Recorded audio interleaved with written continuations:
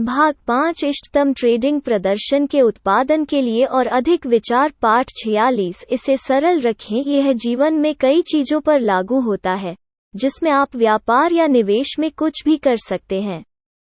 चीजों को सरल रखें। जितना अधिक आप चीजों को जटिल बनाने की कोशिश करेंगे, आपके लिए सफल होना उतना ही कठिन होगा।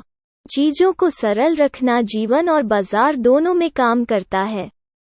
आपके दिमाग में सूचनाओं के केवल 7 टुकड़ों की सचेत क्षमता है। आप इससे अधिक अपनी चेतना में धारण नहीं कर सकते। क्या किसी ने आपको 2 अंकों की 10 संख्याओं की एक श्रृंखला दी है और आप शायद पाएंगे कि क्षमता में इस सीमा के कारण आपको उनमें से 5 से अधिक याद रखने में परेशानी होती है। यदि आप बाजार के साथ जटिल चीजें करने का प्रयास करते हैं जिसके लिए आपको अपनी क्षमता से अधिक क्षमता का उपयोग करने की आवश्यकता होती है, तो आप शायद असफल होंगे। इसे सरल रखने का मतलब यह नहीं है कि आप बाजार के बारे में उपलब्ध बड़ी मात्रा में जानकारी को छांटने के लिए कंप्यूटर का उपयोग नहीं कर सकते। इसके विपरीत, मैं इसकी अत्यधिक अनुशंसा करता हूँ। हालांकि इसका मतलब है कि आपकी कार्यप्रणाली और आपके दैनिक कार्यों का रॉकेट साइंस होना जरूरी नहीं है। वास्तव में, जितना अधिक आप करने की कोशिश करते हैं, आपके सफल होने की संभावना उतनी ही कम होती है। मैंने एक ब्रोकर व्यापारी का मनोवैज्ञानिक प्रोफाइल बनाया जो उन सभी निवेशकों के नीचे 1% में था जिन्होंने मेरा मनोवैज्ञानिक परीक्षण किया था। उनके पास उच्च तनाव, बहुत अधिक आंतरिक संघर्ष, खराब संगठन, कोई व्यवस्था नहीं, एक नकारात्मक रवैया, और शायद वो सब कुछ था जिसे आप नाम दे सकते हैं। फिर मैंने उसके साथ 10 मिनट का परामर्श किया, लेकिन उसे वास्तव में कई दिनों की आवश्यकता थी। उसके लिए मुख्य मुद्दा यह था कि वो अपनी मेज पर आने वाली हर चीज से कितना अभिभूत महसूस करता था। जब इतने सारे स्टॉक थे तो उन्हें अच्छे स्टॉक कैसे मिले?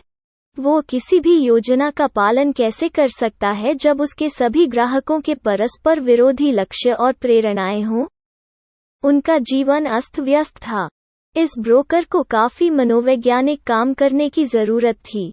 उसका जीवन अस्त व्यस्त था क्योंकि उसका मन अराजक अवस्था में था। अपने दिमाग में अराजकता को सरल बनाएं और आप अपने जीवन में अराजकता को सरल बना देंगे। आप जीवन में क्या चाहते हैं, यानी अपने सपनों का जीवन तय करके ऐसा करना शुरू कर सकते हैं और फिर उस स्वप्निल जीवन से केवल 1 या 2 सरल लक्ष्यों पर ध्यान केंद्रित कर सकते हैं।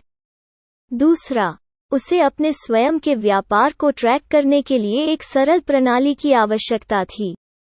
अधिमानतः एक लंबी अवधि की प्रणाली जो उसे हर हफ्ते केवल कुछ संकेत देती थी और केवल उसे बंद होने के बाद बाजार को देखने की आवश्यकता होती थी।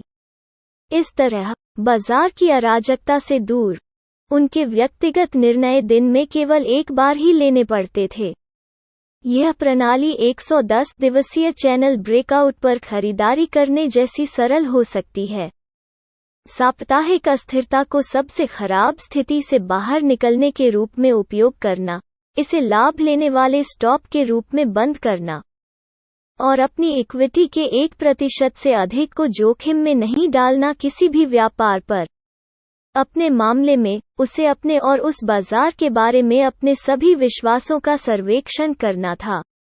उस सर्वेक्षण से वो एक व्यापारिक पद्धति तैयार करना शुरू कर सकता है जो उसके लिए उपयुक्त हो। ये सभी सरल कदम हैं। सरल चरणों का पालन करने से सफलता मिलती है। जब आप इसे समझते हैं और इसका अभ्यास करते हैं, तो आपके प्रदर्शन में नाटकीय रूप से सुधार होगा।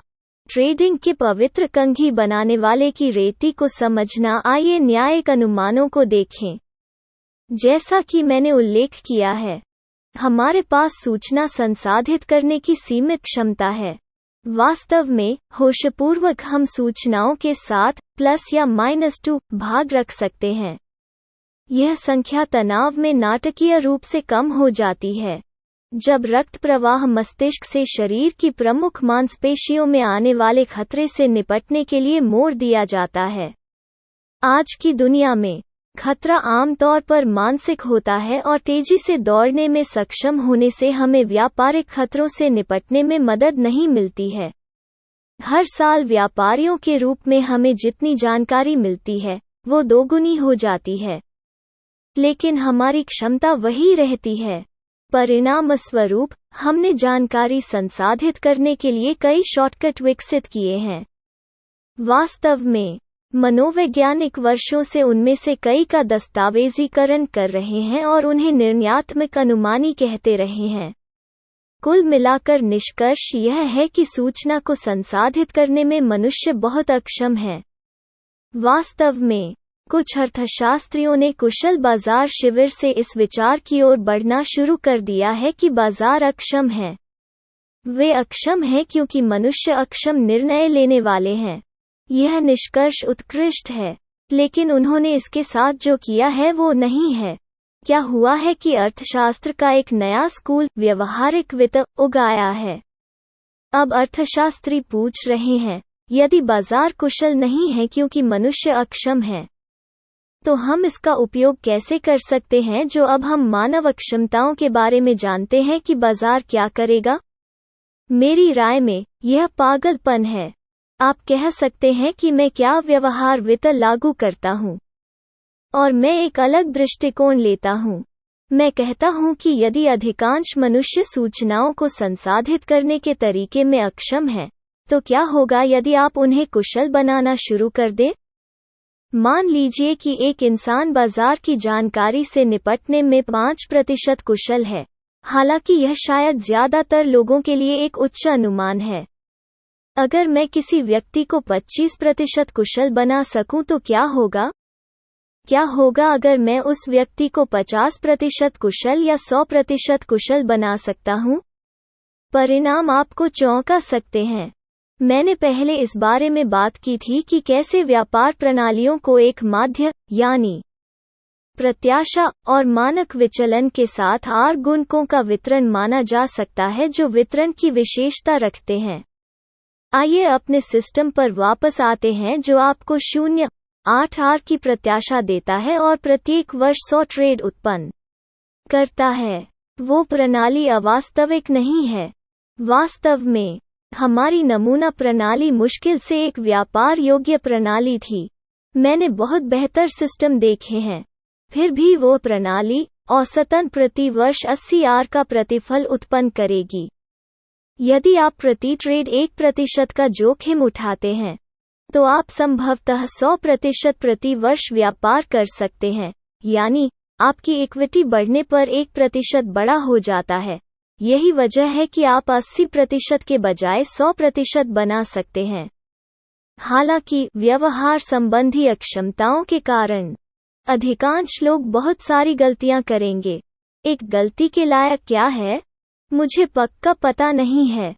हमें इसका पता लगाने के लिए बहुत सारा डेटा एकत्र करने की आवश्यकता है, और यह सभी के लिए अलग होगा। हालांकि अभी के लिए मान लें कि एक गलती औसतन 4 आर के लायक है। यदि ऐसा है और आपने एक सप्ताह में एक गलती की है, तो आपके पास 208 आर की गलतियां होंगी, और आप एक ऐसी प्रणाली का व्यापार करने के लिए पैसे खो देंगे जो संभावित रूप से आपको दे सकती है 100%। इसके विपरीत, मान लें कि आप महीने में केवल एक गलती करते हैं। सबसे अधिक लाभदायक व्यापारी शायद ऐसा करते हैं। यदि आप एक महीने में कोई गलती करते हैं, तो 80 आर में से 48 आर का नुकसान होता है, जिससे आपको लाभ में 32 आर मिल जाता है। सिस्टम में एक गंभीर गिरावट के दौरान आप यह सोचकर सिस्टम को छोड़ सकते हैं कि यह अब काम नहीं करता है। आइए उस व्यापारी को देखें जो महीने में एक गलती करता है। हमारी प्रणाली प्रति माह लगभग 7 से 8 ट्रेडों को उत्पन्न करती है, और इसलिए हम कह सकते हैं कि वो सिस्टम को क्रियान्वित करने में प्रति 8 ट्रेडों में एक गलती करती है। दूसरे शब्दों में, वो 87.5% कुशल है। हालांकि मुनाफे के मामले में उसने संभावित 80 आर में से केवल 32 आर बनाया है, और इसलिए ऐसा लगता है कि वो केवल 40% कुशल है। क्या होगा यदि वो 60% कुशल या 80% या अधिक हो सकती है? प्रतिफल में वृद्धि अभूतपूर्व होगी। शायद यह कुछ सामान्य अक्षमताओं के बारे में पढ़ने का समय है जो मनुष्य के पास हैं और सीखें कि एक व्यापारी के रूप में और अधिक कुशल कैसे बने। इस पुस्तक में दिए गए सुझावों का पालन करें और आप बहुत अधिक कुशल बन जाएंगे। ट्रेडिंग व्यवसाय में पैसा कमाने के विविध तरीके। आप अपना व्यवसाय बढ़ा सकते हैं, खासकर जब पूंजी समस्या नहीं है। इसके बजाय आपकी समस्या यह है कि आपकी पूंजी का सर्वोत्तम उपयोग हो रहा है। जब आप इन तरीकों के बारे में सोचते हैं तो वे स्पष्ट लग सकते हैं, लेकिन अधिकांश लोग उनके बारे में पर्याप्त नहीं सोचते हैं। यहाँ वे प्रमुख तरीके दिए गए हैं जिनसे आप अपना व्यवसाय बढ़ा सकते हैं। सबसे पहले, नई, बेहतर ट्रेडिंग सिस्टम विकसित करें। प्रत्येक प्रणाली, विशेष रूप से यदि यह अन्य प्रणालियों के साथ सहसंबद्ध नहीं है, तो आपको अधिक लाभ कमाने में मदद मिल सकती है। नई प्रणालियों को खोजने के लिए अनुसंधान करना जारी रखें जो आपके व्यापारिक अनुसंधान के लिए नए लाभ केंद्र बन सकते हैं। वैसे, आपके कुछ सिस्टम बाजार की कुछ स्थितियों में काम करना बंद कर सकते हैं, और इसलिए पाइपलाइन में अधिक सिस्टम रखना हमेशा अच्छा होता है। दूसरा, अधिक बाजार खोजें जिसमें प्रत्येक प्रणाली को लागू किया जाए। मान लें कि आपने एक बेहतरीन सिस्टम विकसित किया है जो 500 इंडेक्स पर काम करता है। यह आपको एक महीने में 5 ट्रेड देता है और इसकी उम्मीद 2 आर है। इसका मतलब है कि आप शायद हर महीने उस सिस्टम से औसतन 10 आर बना सकते हैं। लेकिन क्या होगा यदि सिस्टम समान परिणामों के साथ अन्य प्रमुख स्टॉक मार्केट इंडेक्स पर भी काम करता है? यदि आप ट्रेड में 10 और इंडेक्स जोड़ सकते हैं, तो आप हर महीने 100 आर बनाने में सक्षम हो सकते हैं। तीसरा, व्यापारियों को जोड़ें। प्रत्येक व्यापारी केवल इतना काम और इतने सारे बाजारों को प्रभावी ढंग से संभाल सकता है। मान लें कि एक अच्छा व्यापारी $50 मिलियन का प्रभावी ढंग से व्यापार कर सकता है। जब कुल उस स्तर से ऊपर चला जाता है, तो आपका अनुभव यह है कि व्यापारी की प्रभावशीलता कम होने लगती है। अपने व्यवसाय को बढ़ाने का एक तरीका अधिक व्यापारियों का होना है। 10 अच्छे व्यापारी अब $500 मिलियन को प्रभावी ढंग से संभालने में सक्षम हो सकते हैं। चौथा, अपने व्यापारियों को वे जो कर रहे हैं उस पर अधिक प्रभावी बनाएं। मान लीजिए कि एक ट्रेडिंग सिस्टम हर साल औसतन 40% रिटर्न देता है। आप एक ट्रेडर की प्रभावशीलता को ट्रेडर द्वारा की गई गलतियों की संख्या से माप सकते हैं। उदाहरण के लिए, एक सामान्य व्यापारी हर साल 40% सिस्टम पर 20% मूल्य की गलतियां कर सकता है। उस तरह का ट्रेडर 80% प्रभावशीलता पर आपको सिस्टम से 32% उत्पन्न करने की अनुमति देगा। लेकिन क्या होगा अगर आप व्यापारी को और अधिक प्रभावी बना सकते हैं? क्या होगा यदि आप अपने व्यापारियों को प्रभावी कोचिंग देते हैं जो उनकी गलतियों को हर साल 5% तक कम कर सकते हैं?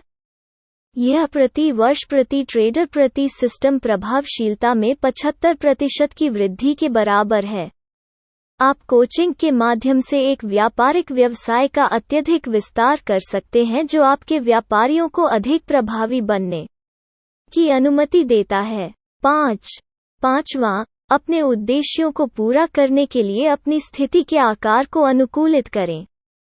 ऐसा करने के लिए आपको निम्नलिखित में से प्रत्येक कदम उठाना होगा।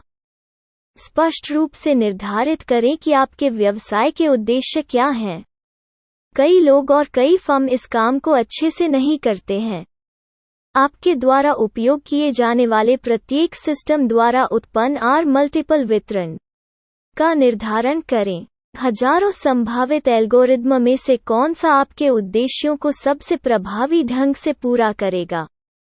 यह निर्धारित करने के लिए विभिन्न स्थिति आकार वाले एल्गोरिदम का अनुकरण करें। उस एल्गोरिदम को अपने सिस्टम पर लागू करें। उदाहरण के लिए, मान लीजिए कि आप किसी विशेष प्रणाली को आवंटित अपनी पूंजी पर 200% बनाना चाहते हैं। आपके पास एक सिस्टम है जो हर साल औसतन 70 आर उत्पन्न करता है। यदि आप प्रति ट्रेड अपनी आवंटित पूंजी का 1% जोखिम में डालते हैं, तो आप पा सकते हैं कि आप सिस्टम से प्रति वर्ष 70% कमा सकते हैं।